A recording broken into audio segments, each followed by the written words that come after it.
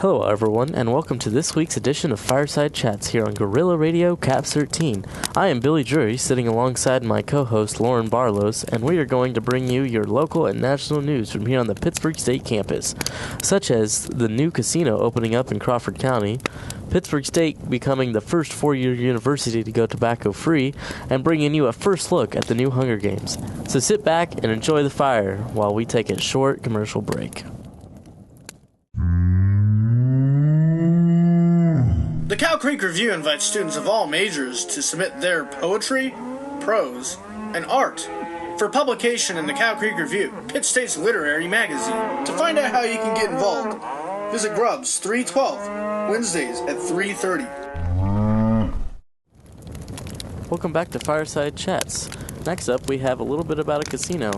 Lauren, do you know any more about that? Yeah, Billy. Crawford County could soon see a new entertainment edition. DeMonte Taylor has more. The Topeka-based Equity Ventures is asking the Pittsburg City Commission and Crawford County to annex almost 200 acres on the northwest corner of Highway 69 and Highway 400 for the development of a new casino, event center, restaurant, and hotel.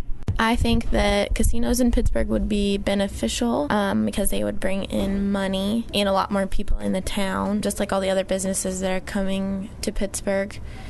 The ordinance is expected to pass November 25th. If passed, it will be an island annexation, meaning it won't physically be connected to the rest of the city.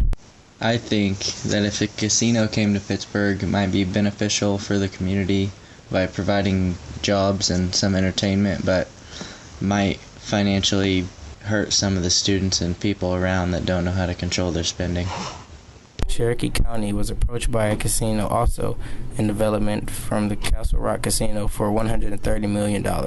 The goal for this casino, if passed, is said to be ready by open June 1st, 2016. Thank you, DeMonte. That is a good point. I wonder how much that will affect students in the area. Guess we will have to wait and see. Next up, the city of Arma is fighting back against the increasing number of no-shows for municipal court hearings. It was decided that action is necessary when 22 out of the 25 cases on the docket were absent, and current punishment is, according to Mayor Buddy Bula and City Attorney Rick Smith, a slap on the wrist.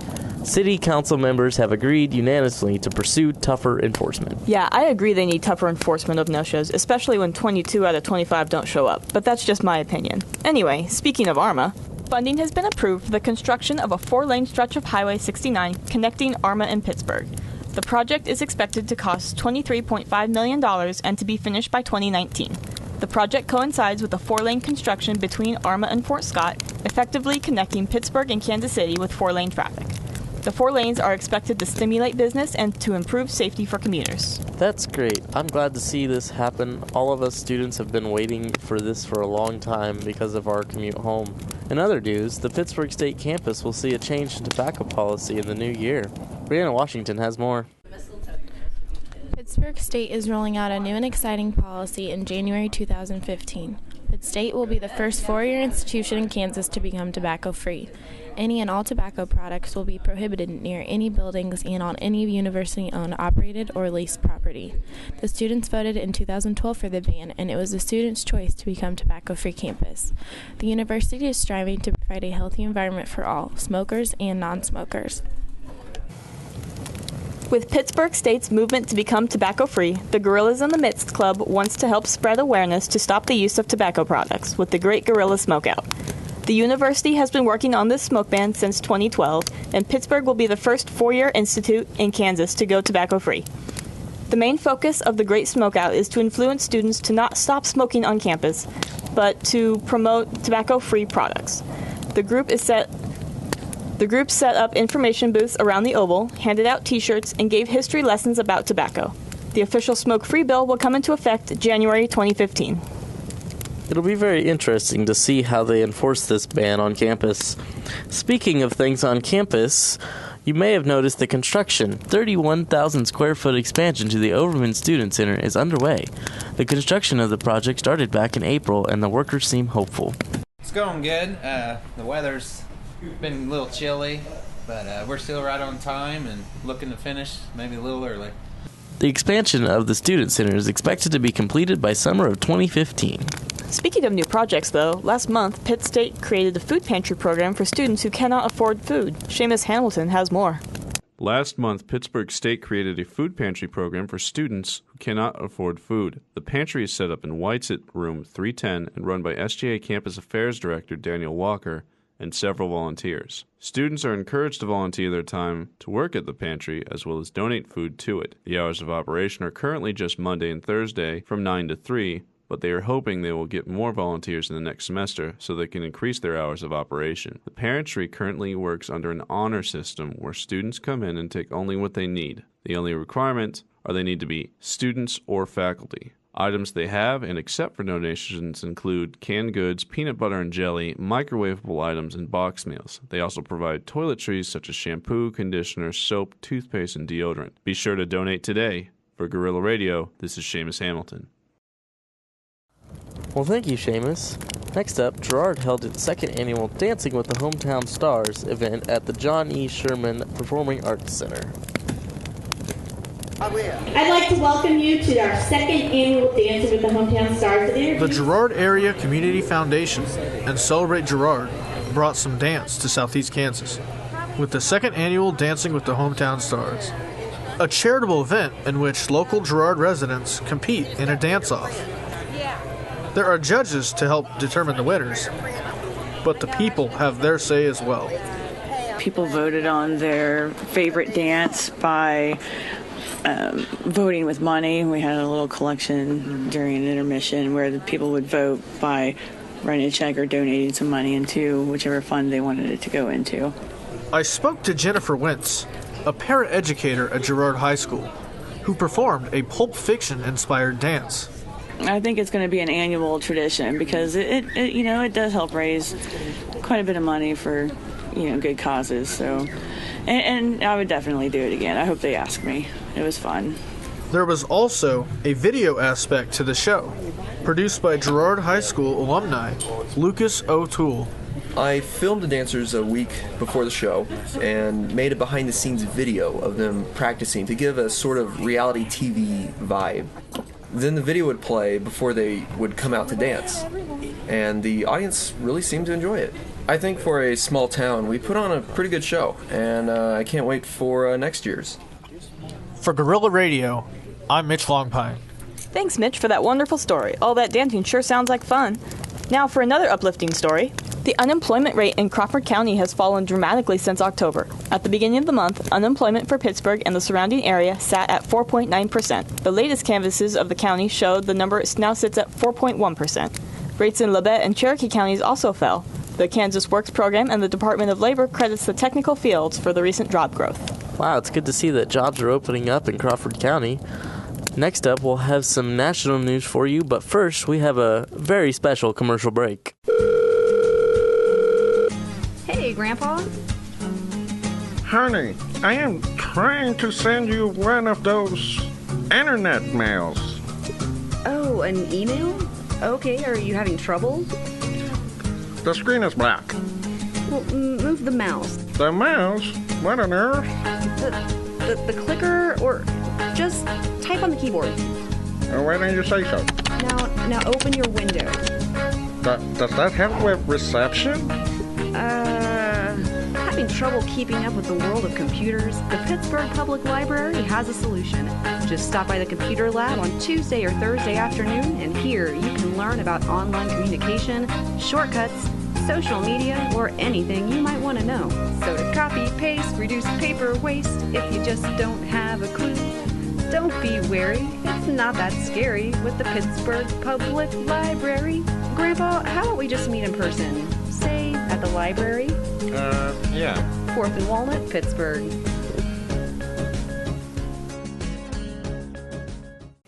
Welcome back to Fireside Chats, and now we're going to bring you some more regional and national news. In the regional side, Pittsburgh recently saw a new restaurant open up on the north side of town.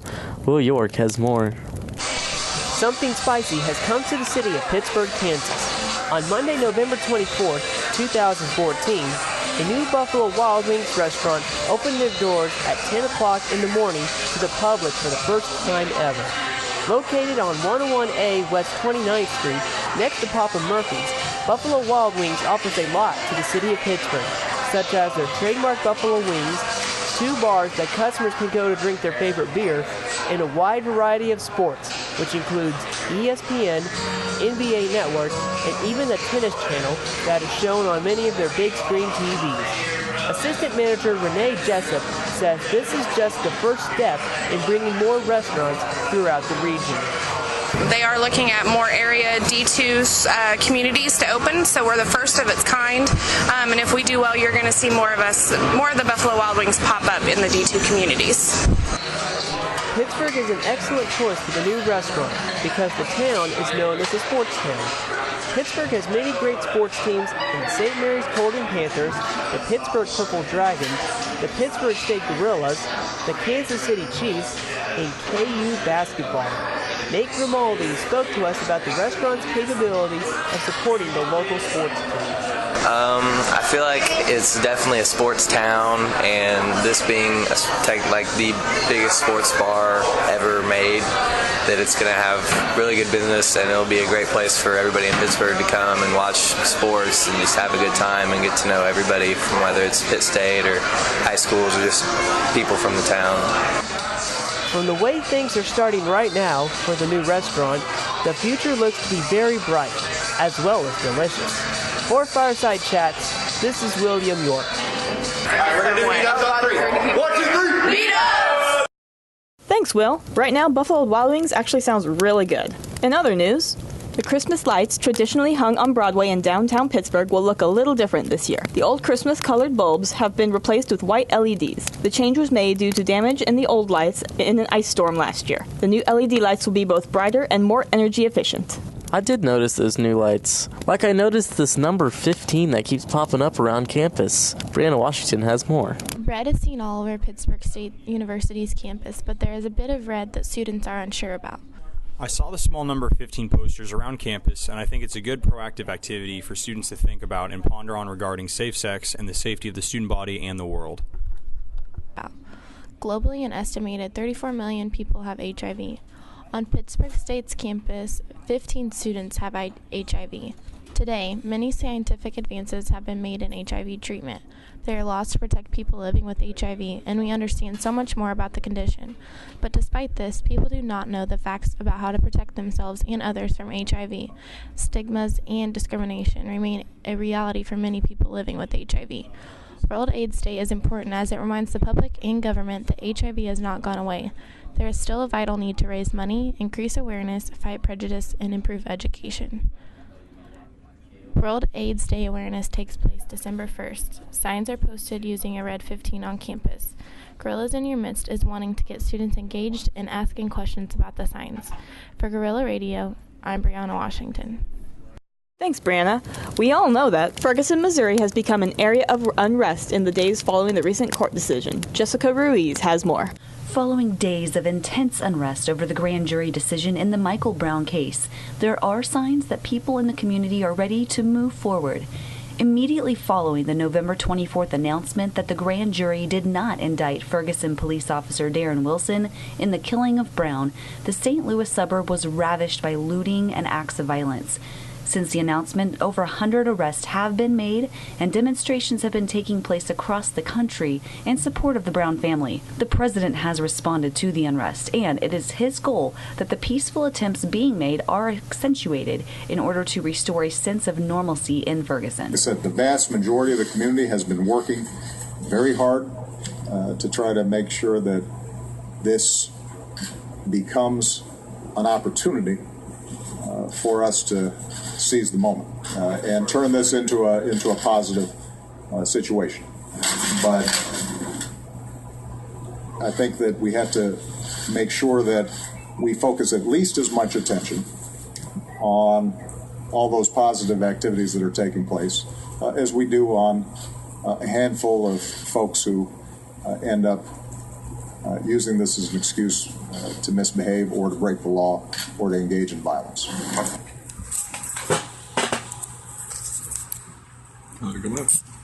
While the violence has been decreasing, businesses are still feeling the brunt of the action, many reporting that they are having difficulties in paying their utilities and keeping up on sales. Longtime St. Louis resident Michael Wiltshire explains what he has seen in the community.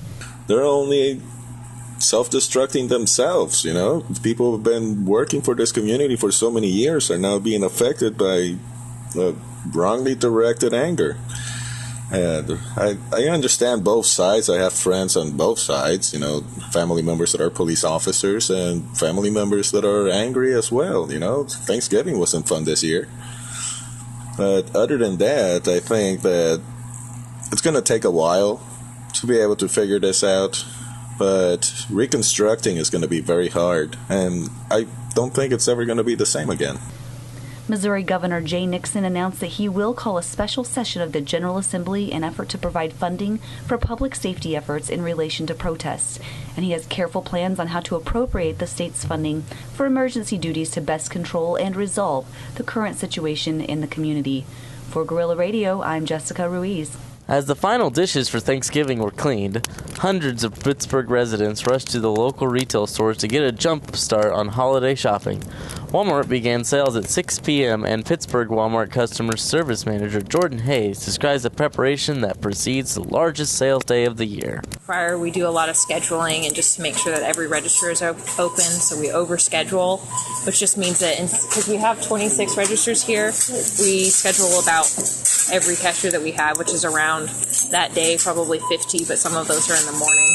But we've got around 35 that are here that day, and the floaters are just for breaks, and we have people out on the end. But the most of the prep work is just making sure that we know that we have enough people on registers, because that's the most important thing. Big ticketed items on sale this year include a 50-inch flat screen television for only $218.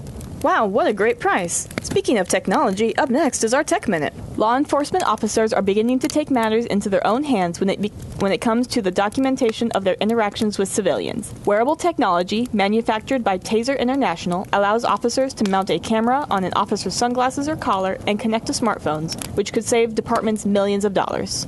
Also, researchers at the University of Michigan are teaming up with Mozilla and other partners to offer free and secure website encryption. A new certificate authority called Let's Encrypt will be formed through the collaboration to ensure the identities of websites. Once a website is certified by Let's Encrypt, it will be protected from a host of potential cyber attacks. And that ends our Tech Minute. Coming up, we talk sports, but first, a word from our sponsors.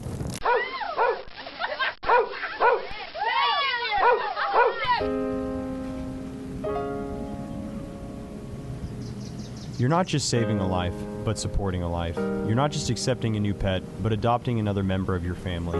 Pittsburgh Humane Society has fuzzy friends for all who love to take care of animals and who love to enrich their own lives. Come by now to take on a life and lessen your strife today. Just head 2 1/4 miles west on 20th Street off Highway 69 in Pittsburgh, Kansas. Welcome back to Fireside Chats. Lauren Barlow's here with your up-to-date news on what's going on in the world of sports. First up, Pittsburgh State's football season came to an end last Saturday in Minnesota. Saturday afternoon, the Pittsburgh State Gorillas traveled to Mankato, Minnesota to challenge the Minnesota State Mavericks in the second round of the NCAA Division II football championship. Pittsburgh State began with a slow start, allowing an MSU field goal and interception within the first 2 possessions. The game stayed close, ending with a score tied at 21. In overtime, the first possession resulted in a Minnesota State field goal. Pittsburgh State's Anthony Abanoha started with a pass to the end zone, which was intercepted to end the game. The Gorilla season ended with an 11-2 overall record. With Guerrilla Radio, I'm Megan Hutchison. Thank you, Megan. It's a shame that it had to end so soon, but we did have 20 players on the team that all received MIAA honors. The team's quarterback, Anthony Abanoa, was picked as the league's Offensive Player of the Year. Kicker, Connor Frizzell, was named Special Teams Player of the Year, and head coach Tim Beck was named the MIAA Coach of the Year. This is the second time Tim Beck has been given this honor in his 5 years as head coach at Pitt State. With so many Gorillas earning all MIAA awards, I believe it just goes to show how hard the coaches and the players both work on and off the field to accomplish the goals that they have accomplished this year. And I believe if they keep doing that, they can bring the national championship back to Pittsburgh. Wow, it'd be great to see the championship come back to Pittsburgh. I remember starting at Pitt State the year after they won 4 years ago. Speaking of good teams at Pitt State, the women's basketball team captured a huge win over the weekend. The Pittsburgh State women's basketball team captured a huge win over the weekend, defeating the number 5 team in the country, Drury, in Springfield. Lizzie Geronimus led all scorers with 27 points, and Kylie Gafford pitched in 14 to lead the Gorillas in the 78-73 win. The Pitt State women are now ranked 8th in the nation in the latest USA Division II coaches poll. Both basketball teams will be in action Saturday at John Lance Arena as they host the Northwest Missouri Bearcats in a matinee, with the tip of the women's game scheduled for 1 o'clock p.m. Wow, it's good to see that our school has such great athletes. Being a Division II school, even our football team might see a new venue for the 2015 championships. Division II football will be played in a new venue for its national championship in 2015. After completing a 26-year tradition in Florence, Alabama, it will be played in Sporting Park, home of Major League Soccer team Sporting KC.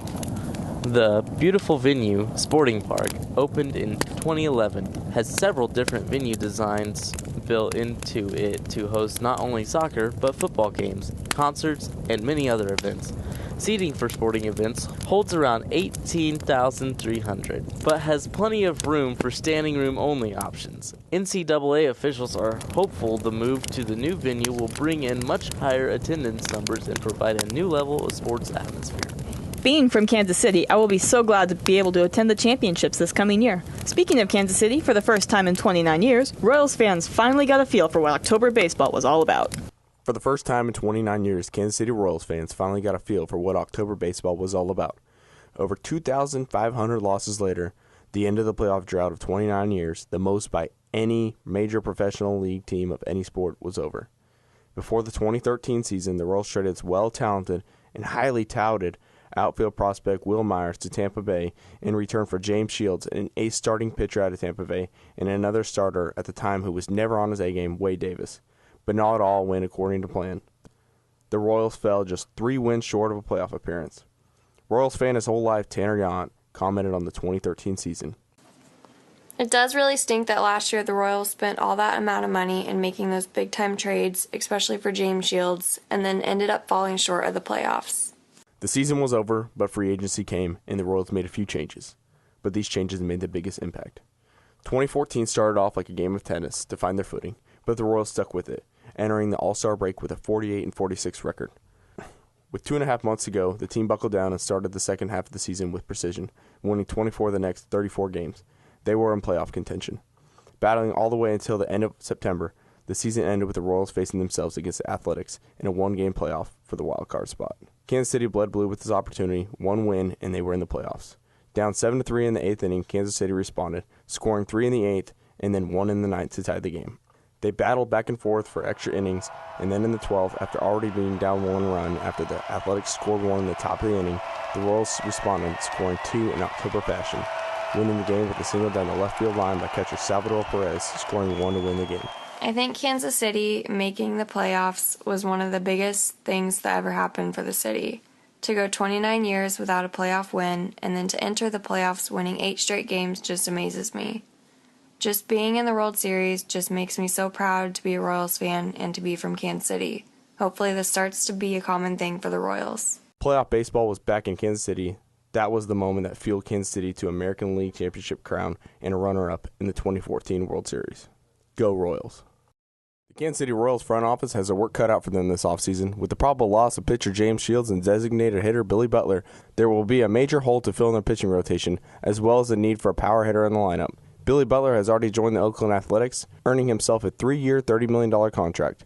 And with many players looking at arbitration salary increases, including Eric Hosmer, Lorenzo Cain, and Mike Moustakas, payroll is expected to rise again in Kansas City as they look to keep the same core of ball players and contend once again in 2015.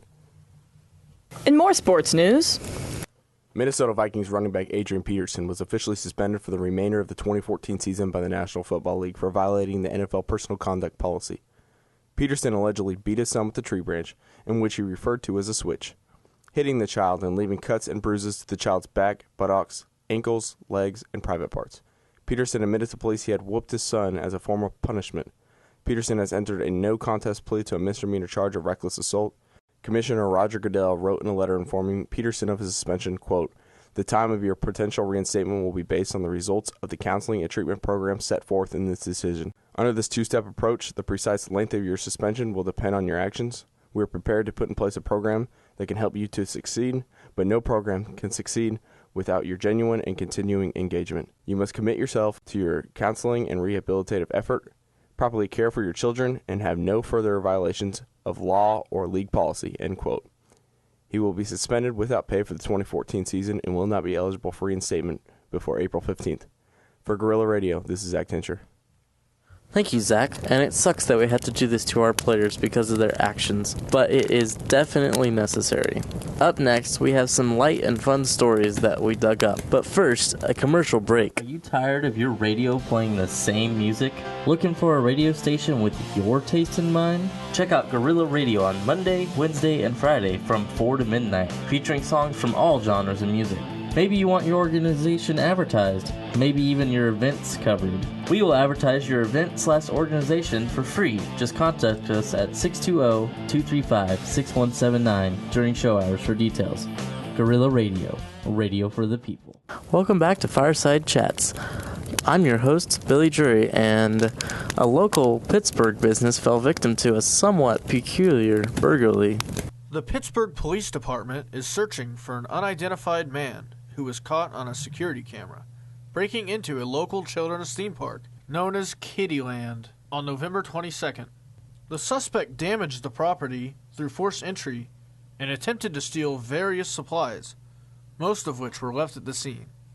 The man did, however, make it out with a bag of potato chips. For Guerrilla Radio, I'm Mitch Longpine. Thanks, Mitch. I really hope that bag of potato chips was worth the damages he caused. Up next, the winter break is fast approaching, and that means many area children will be out of school, meaning local parents might have to plan around the youngsters. The holiday season means thousands of area youngsters will get some much anticipated time off of school. However, many parents do not get the same retreat. The Joplin Family YMCA is offering a solution for those looking for short-term childcare solutions. During snow days and the Christmas holiday, not including Christmas Eve, Christmas Day, New Year's Eve, and New Year's Day, parents can drop off their youngsters from 7 a.m. through 6 p.m. for just $25 per day. Children who are enrolled in a YMCA School Plus program will receive a discount. For Guerrilla Radio, I'm Jessica Ruiz. Thank you, Jessica. So in other news, a minor in Florida was recently charged with heading up a prostitution ring. I wonder how that went for him. DeMonte has more. A 17-year-old recruited fellow high school students prostitution ring that conducted its deals through social media, paying $50 to $100 and or alcohol. The teen was charged with a felony human trafficking in Venice. The Associated Press does not name juveniles. 21-year-old John Michael Mosier, arrested by police of allegedly paying $40 and a bottle of liquor for sex with an unwilling 15-year-old girl. Mosier is charged with a felony sexual battery. Officers' search warrant on the 17-year-old Facebook page revealed conversations between potential clients and participants. The ringleader coordinated 3 deals, including Mosier's. A third arrest is soon to be made in the case. Wow, I can't believe something like that would happen. Thanks for the info, DeMonte. Now, for the 26th consecutive year in a row, KOAM-TV has partnered with the Salvation Army to provide toys for families who cannot afford Christmas presents in their Toy Box campaign. There are many ways to help out for this special fundraiser, such as bringing an unwrapped toy to the KOAM TV stations in Pittsburgh or Joplin, or to their partner locations, or by donating money via check, cash, credit card, or a debit card. Another way to donate to the campaign is by calling the station during their Toy Box Tuesday telethons. From 5:30 a.m. through 7 p.m., their volunteers will take pledges. The Tuesday telethons will occur on December 2nd, 9th, and 16th this year. For more information, visit the KOAM TV Toy Box campaign page on www.koamtv.com. For Guerrilla Radio, this is William York. Wow, that's a really awesome thing that KOAM is doing. Thank you, Will, for your great information. Now for our weekly entertainment time. On Friday, November 21st, the new Hunger Games movie Mockingjay Part 1 came out at the Pittsburgh 8 Theater. On Friday, November 21st, the new Hunger Games movie Mockingjay Part 1 came out at the Pittsburgh 8 Theater. It has been a huge success with plenty of tickets being sold and many showtimes being played. The Hunger Games have come a long way with a lot of likes. Mockingjay Part 1 starts to tie things together with real big excitement. So much has happened in such little time. Can't wait till Mockingjay Part 2 comes out. Thank you, Gabby. And even more Hunger Games news. Francis Lawrence has signed on to direct the final 2 installments of the hit movie The Hunger Games, movie studio Lionsgate said on Thursday. The announcement follows months of rumors that Lionsgate might go with a different director to helm The Hunger Games Mockingjay, the final part of the trilogy, which will be split into 2 separate films. Gary Ross directed the first film in the blockbuster, which was released in March and has since grossed some $670 million worldwide. Stars Jennifer Lawrence, Josh Hutcherson, and Liam Hemsworth have signed on for the final 2 films, the studio said in a statement. Many fans of the Hunger Games series are eager for the last installments of the series due to the effectiveness and the overall success of the first several movies. A PSU broadcasting student has this to say. I was not a fan of the Hunger Games when it first came out, but the commercials I've seen now look 10 times better. Maybe it's because they brought on a new director. I really like what director Francis Lawrence did with the first 2 movies, and I can't wait to see what he did with this new one. The films are adapted from the best-selling young adult novels from author Susan Collins. The trilogy, set in a dystopian future, tells a story of a life-or-death game through the eyes of a female protagonist, Katniss Everdeen. The final installments follow Everdeen leading her native Panem in a rebellion against a corrupt capital in a post-apocalyptic North America. Lawrence is known for his action and science fiction thrillers, including I Am Legend, Constantine, and the NBC miniseries Kings. For Guerrilla Radio, I'm Scott Eberting. Thank you, Scott. We all know about the new Hunger Games movie due to the media on it.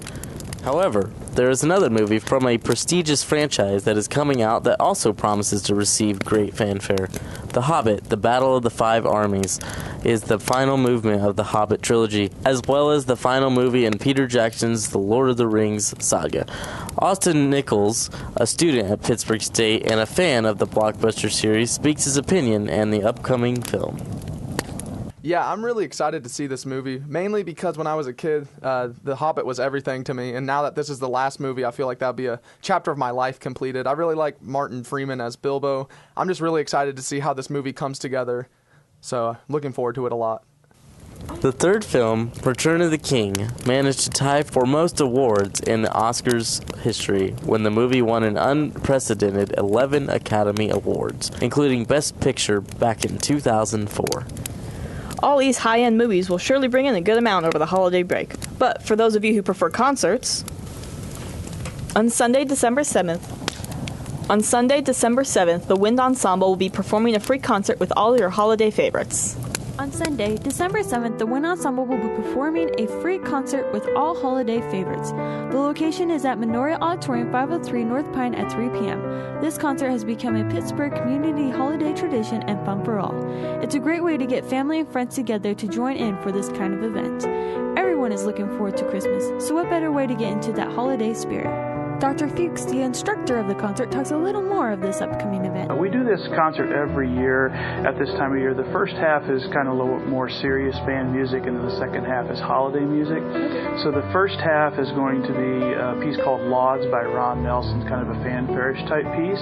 And then we're going to have my graduate student, Jennifer White, is going to conduct a ballad, a pretty piece. And then we're going to play one of the pieces that's a real centerpiece of the wind band repertoire called Lincolnshire Posy by Percy Granger, written in the 1940s. And then we're going to close out the first half featuring 4 of our percussionists in a piece called Concertina for 4 Percussion and Wind Ensemble. A little bit more of a contemporary piece, but it features them as soloists in front of the ensemble. So I think a good mix of band music, written for the wind band specifically, and then we'll take a short intermission. And then the second half of the concert is what I've termed music for the holiday season. So we've just got some various Christmas music, and we'll close with Sleigh Ride. And then after the concert, each year we do a Christmas Carol sing-along out in the lobby, and I order cookies and warm cider, and we just kind of hang out and sing Christmas carols and have some refreshments after the concert. It's free and open to the public. It starts at 3 o'clock on Sunday, December 7th at Memorial Auditorium downtown. We hope people will come out. Dana Thurman, a PSU student that plays in the wind ensemble, explains a little bit more about this holiday event. Our concert is going to be basically somewhat a two-featured concert, meaning like we'll play the songs that we'll play for. We normally do some pieces from the past. One of our songs we got is like a movement of like 6 selections, and it's mainly about war. And then there's one that's featured the percussion, and that's like the first half of it. The second half of it is a Christmas tune because, you know, the holiday season's coming up, so we're all being prepared. Like, the pieces are pretty fun to do. You know, have the kids out there like, oh, I recognize this tune kind of pieces. So yeah, I'm pretty excited. It's going to be a great thing. So if you want to get into that holiday spirit, come on down to the Memorial Auditorium. This is Gabby Wilby signing off. That sounds like a really fun concert, Gabby. But in some other holiday news, and finally, the holiday season is right around the corner, and this year, the classic holiday special Rudolph the Red-Nosed Reindeer celebrates their 50th anniversary with a Golden Package 50th Anniversary Collector's Edition DVD and Blu-ray. Based on the Christmas song of the same name by Johnny Marks and the story by Robert Lee May, Rudolph the Red-Nosed Reindeer was produced by Rankins and Bass in a revolutionary animation style they called Animagic. The stylized stop-motion animation brings to life the adventure of Rudolph and his very shiny nose. The classic holiday special is also the longest-running and highest-rated holiday special of all time. Well, the fire's dying down, so it's time for us to wrap things up. I've been Billy Drury. And I'm Lauren Barlows. And this has been Fireside Chats. Thank you, and see you next week.